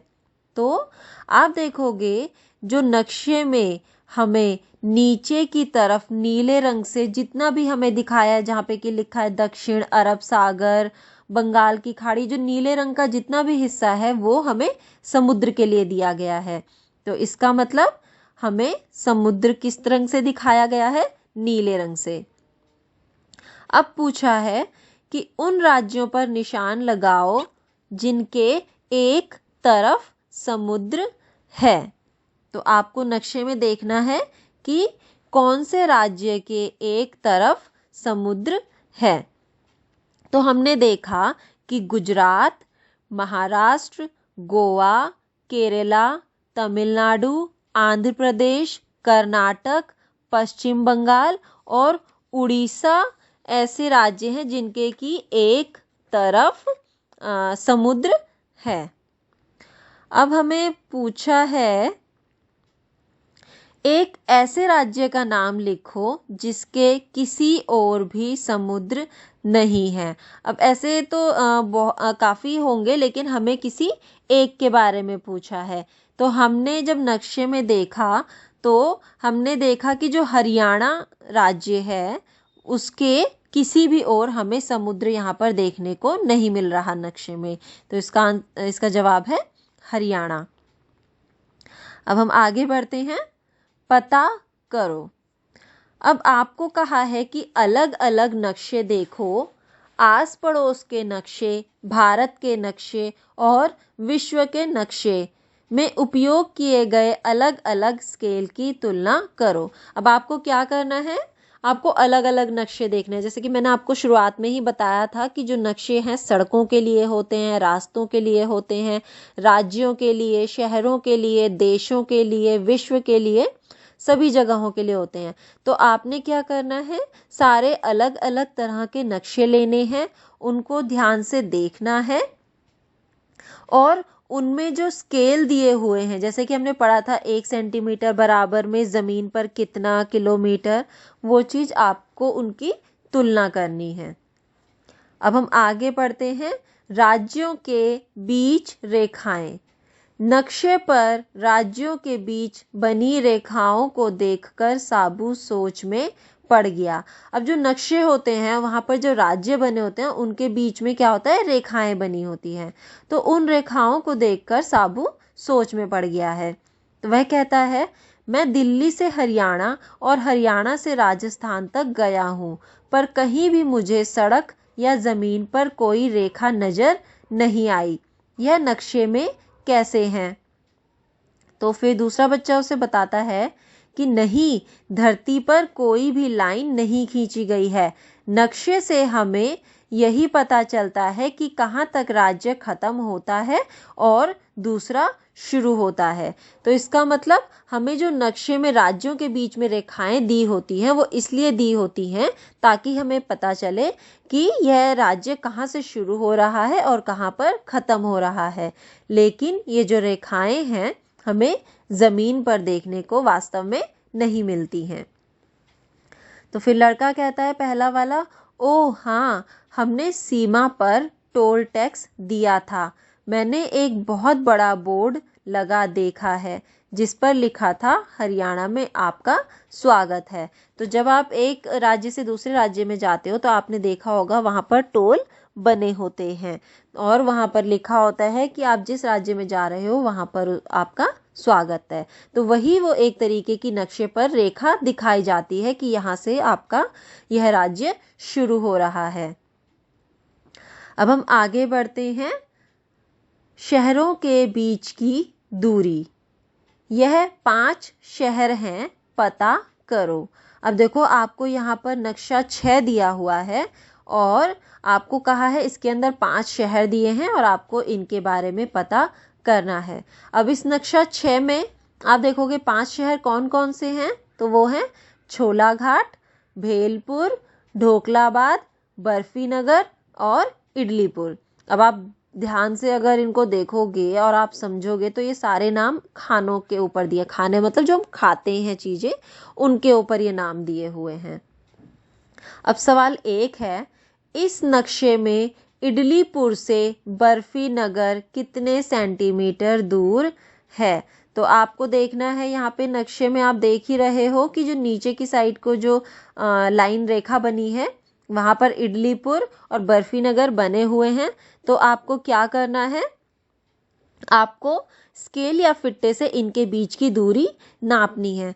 तो जब हमने यह दूरी नापी तो इन दोनों के बीच की दूरी निकली 5 सेंटीमीटर। अब अगला सवाल है, अगर इडलीपुर से बर्फीनगर तक जाना पड़े तो तुम्हें कितने किलोमीटर चलना पड़ेगा? अब देखो नक्शे के नीचे आपको दिया है कि स्केल 10 किलोमीटर बराबर में नक्शे पर 1 सेंटीमीटर, यानी कि अगर आप नक्शे पे 1 सेंटीमीटर नापते हो तो वह ज़मीन पर 10 किलोमीटर के बराबर होगा। अब अभी हमने इडलीपुर से बर्फीनगर के बीच की दूरी नक्शे में नापी थी 5 सेंटीमीटर, तो ज़मीन पर वह दूरी कितनी हो जाएगी? 5 गुना 10 यानी कि 50 किलोमीटर। तो इडलीपुर से बर्फीनगर तक जाने के लिए 50 किलोमीटर चलना पड़ेगा। अब सवाल 3 है, इडलीपुर और बर्फीनगर के बीच आधे रास्ते पर थुकपाग्राम पड़ता है, उसे टी के निशान से दर्शाओ। अब आपको क्या करना है, इडलीपुर और बर्फीनगर के बीच की दूरी आपने देखी है कि 5 सेंटीमीटर है, उसके बीच में आपको एक और जगह बनानी है जो कि है थुकपाग्राम, और उसको टी से दिखाना है। तो 5 सेंटीमीटर का बीच में यानी कि आधा होगा 2.5 सेंटीमीटर, या फिर आप कह सकते हो 2.5 सेंटीमीटर। तो आपको 2.5 सेंटीमीटर इडलीपुर से या फिर बर्फीनगर से 2.5 सेंटीमीटर की दूरी पर बीच में आप एक निशान बनाओगे और वहाँ पे लिख दोगे टी। अब है सवाल 4, जलेबीपुर नाम का एक शहर छोलाघाट और ढोकलाबाद दोनों से 35 किलोमीटर दूर है। यानी कि आप देख ही रहे हो कि एक शहर उन्होंने कहा है जो कि है जलेबीपुर, और वो छोलाघाट और ढोकलाबाद दोनों से ही 35 किलोमीटर दूर है। तो वो कह रहा है क्या लगता है वह कहाँ हो सकता है?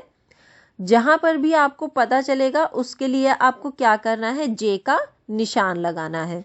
तो हमें स्केल में दिया है 1 सेंटीमीटर बराबर में 10 किलोमीटर। तो आप क्या करोगे, हम इसकी जो है ढोकलाबाद और छोलाघाट से जलेबीपुर की दूरी हमें बताई गई है 35 किलोमीटर, यानी कि बीच में कहीं पे जलेबीपुर है, और उस जलेबीपुर से ढोकलाबाद अगर आप जाएं तो वो भी 35 किलोमीटर है, और छोलाघाट अगर आप जाते हैं तो वो भी 35 किलोमीटर है। तो अब हमें यह दिया हुआ है किलोमीटर में, तो इसके लिए आपको क्या करना है, सेंटीमीटर में आप निकालेंगे दूरी। अब आपको पता है कि 1 सेंटीमीटर बराबर में है 10 किलोमीटर, तो हम क्या करेंगे, 35 किलोमीटर को हिस्सों में बांट देंगे, यानी कि 35 किलोमीटर से हमने 10 किलोमीटर निकाल लिया और उस 10 किलोमीटर के लिए ले लिया हमने 1 सेंटीमीटर। अब हमारे पास बचा 25 किलोमीटर। 25 किलोमीटर में से फिर हमने 10 किलोमीटर निकाला जो कि 1 सेंटीमीटर के बराबर है, तो 1 सेंटीमीटर जमा 1 सेंटीमीटर हो गया 2 सेंटीमीटर। फिर हमारे पास बचे 15 किलोमीटर। 15 किलोमीटर में से हम फिर से 10 किलोमीटर ले लेंगे जो कि होगा 1 सेंटीमीटर, और इस 1 सेंटीमीटर को हम फिर जोड़ देंगे 2 सेंटीमीटर में, तो हो गया 3 सेंटीमीटर। अब जब हमें पता है कि 1 सेंटीमीटर बराबर में 10 किलोमीटर है, तो 5 किलोमीटर किसके बराबर होगा, 0.5 सेंटीमीटर के।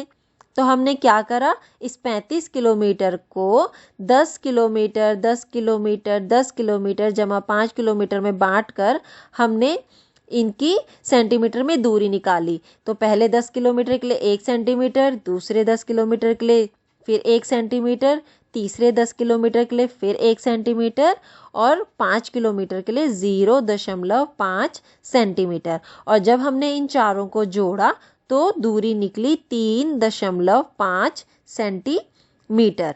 तो अब आपको क्या करना है, आपको छोला घाट से भी 3.5 सेंटीमीटर की दूरी पर एक निशान बनाना है और ढोकलाबाद से भी 3.5 सेंटीमीटर पर आप एक निशान बनाएंगे और वहां पर आप लिख देंगे जलेबीपुर के लिए जे।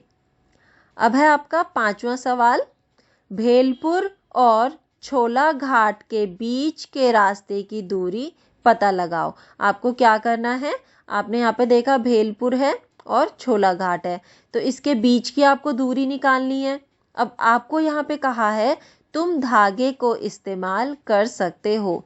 इन्होंने ऐसा क्यों लिखा है, क्योंकि आप देख रहे हो कि छोला घाट से भेलपुर की जो दूरी यहाँ पे दी हुई है वो टेढ़े मेढ़े रास्ते की तरह बनाकर दी हुई है। तो आपको क्या करना है, इस टेढ़े मेढ़े रास्ते पर आपको इसके ऊपर धागे को रखना है छोला घाट से भेलपुर तक। फिर जितना भी धागा इन दोनों के बीच में आपका उपयोग होगा उस धागे को आप स्केल पर या फिट्टे पर नापेंगे। तो जब हमने यह नापा तो हमें दूरी मिली यहाँ पर 6 सेंटीमीटर। अब हमने देखा कि यह 6 सेंटीमीटर तो हमें नक्शे पर दी है। अब आपको बताना है कि ज़मीन पर कितनी दूरी होगी ये।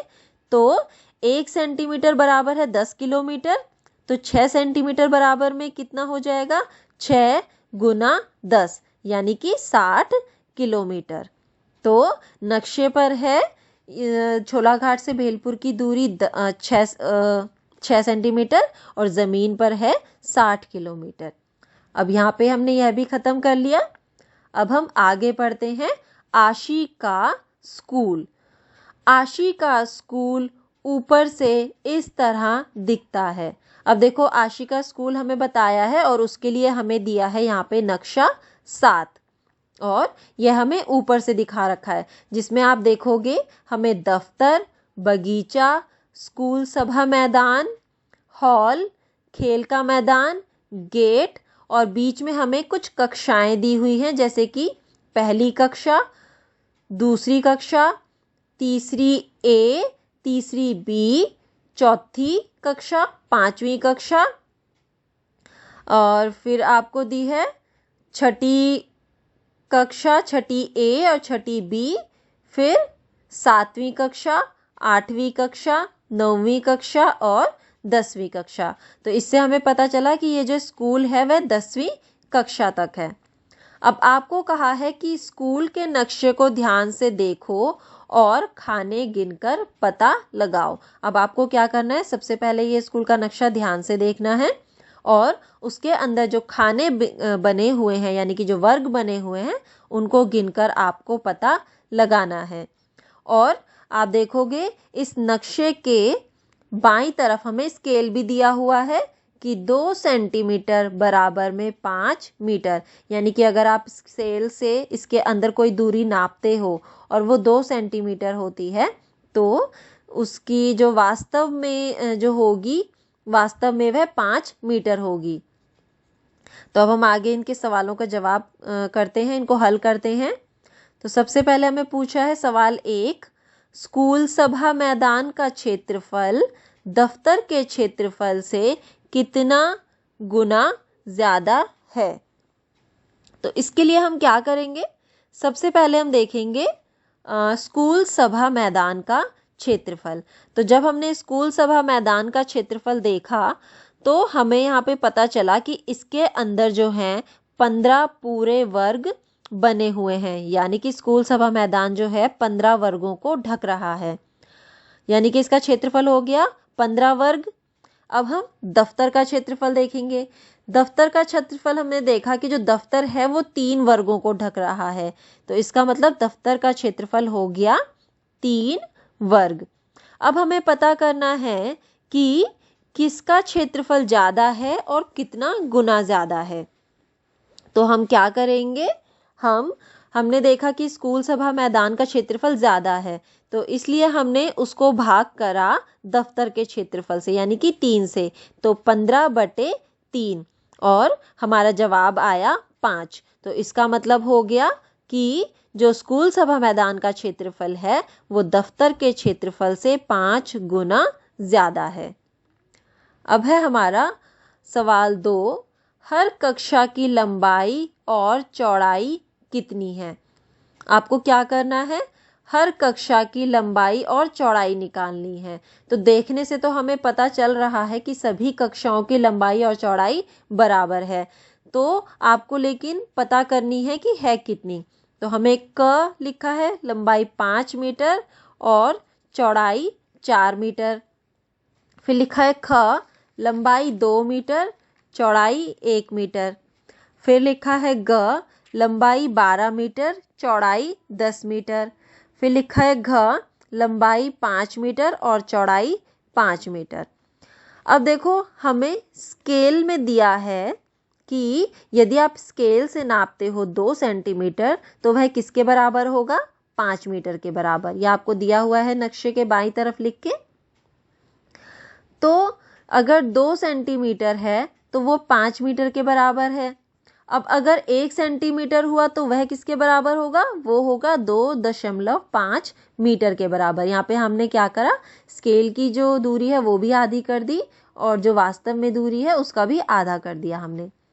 अब हमने जब इसको नक्शे में कक्षा की लंबाई नापी स्केल से तो हमने देखा कि वो है 2 सेंटीमीटर। अब जब 2 सेंटीमीटर है तो इसका मतलब पता चल गया हमें कि कक्षा की लंबाई है 5 मीटर, क्योंकि 2 सेंटीमीटर 5 मीटर के बराबर है। अब हमें चौड़ाई निकालनी है। तो चौड़ाई हमें जब हमने नापी स्केल से तो हमने देखा कि वह चौड़ाई है 1.6 सेंटीमीटर। अब हमें पता करना है कि ज़मीन पर यानी कि वास्तव में ये चौड़ाई कितनी है।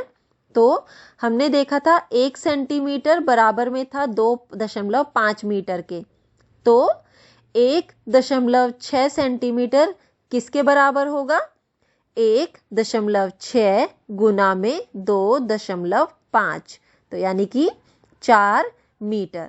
तो जब हमने ये हल किया तो हमें पता चला कि हमारा जो क हमें दिया है वो सही है, लंबाई 5 मीटर और चौड़ाई 4 मीटर।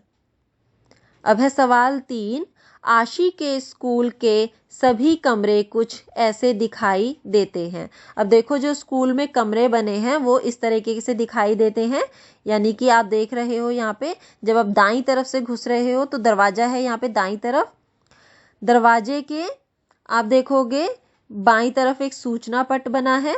दरवाजे के सामने जब आप सीधे चलते हो तो वहां पर एक बड़ा सा डेस्क बना है, उसके पीछे श्याम पट बना हुआ है। श्याम पट के सामने देखो बहुत सारी बेंच बनी हुई है जिसपे कि बच्चे बैठेंगे। उन बेंच के पीछे एक पीले रंग से प्रदर्श पट दिया है। फिर हम देखेंगे कि कक्षा के बाएं तरफ आखिरी में अलमारी बनी है और कुछ खिड़कियां बनी हैं और इसी तरीके से सारी कक्षाएं बना रखी हैं। अब उन्होंने कहा है कि ध्यान से देखकर उत्तर दो। आपको कुछ सवाल दिए हैं और इस कक्षा का जो नक्शा दिया है नक्शा 8, आपको इसमें देखकर इसका जवाब देना है।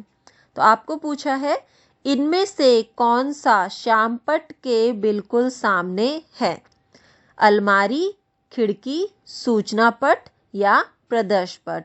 तो जब हमने इस कक्षा में देखा तो श्यामपट के बिल्कुल सामने जो है वो पीले रंग से प्रदर्श पट बना हुआ है, तो इसका जवाब है प्रदर्श पट।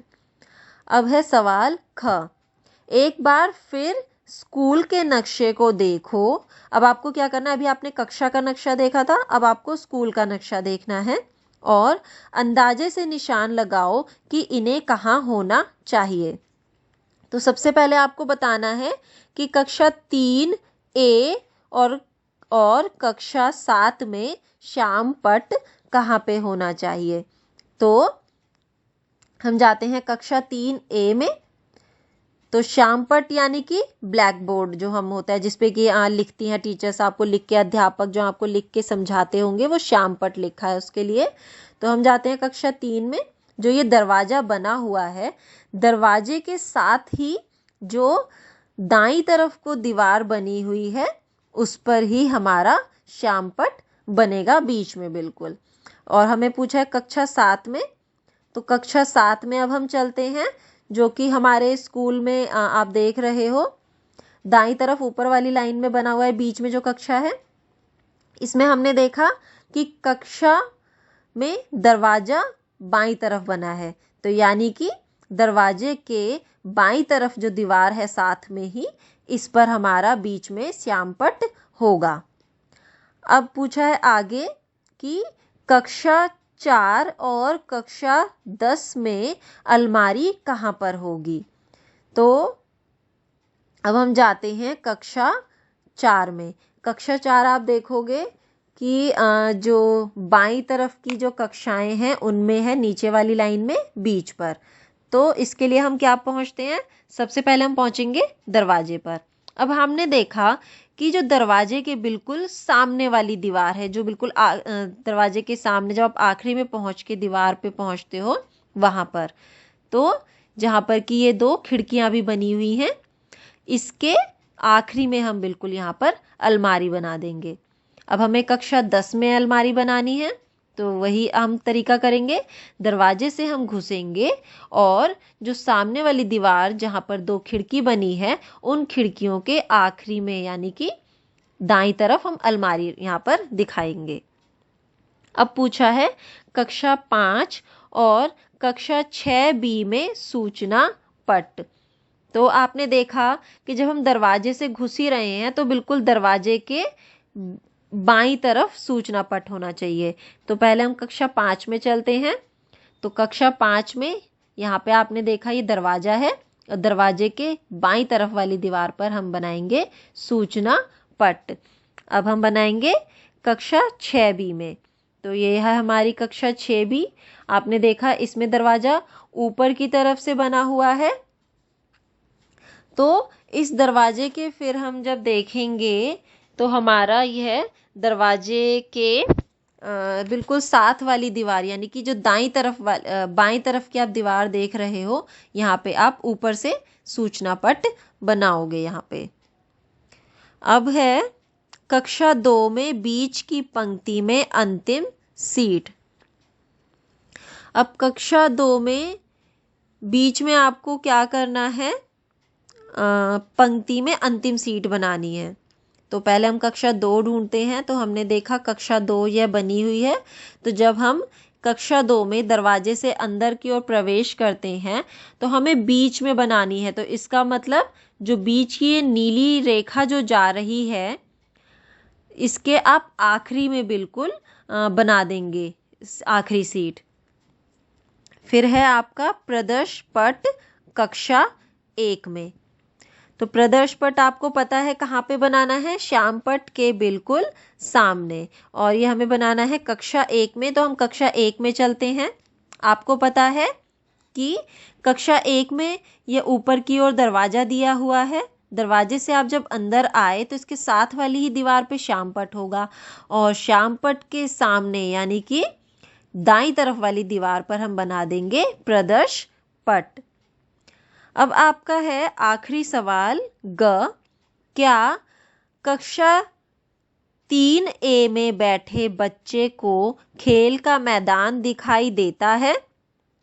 तो आप देखोगे कि कक्षा 3A जो है वो ऊपर की तरफ बनी हुई है, और कक्षा 3 और खेल के मैदान के बीच में 3 कक्षाएं और बनी हुई हैं।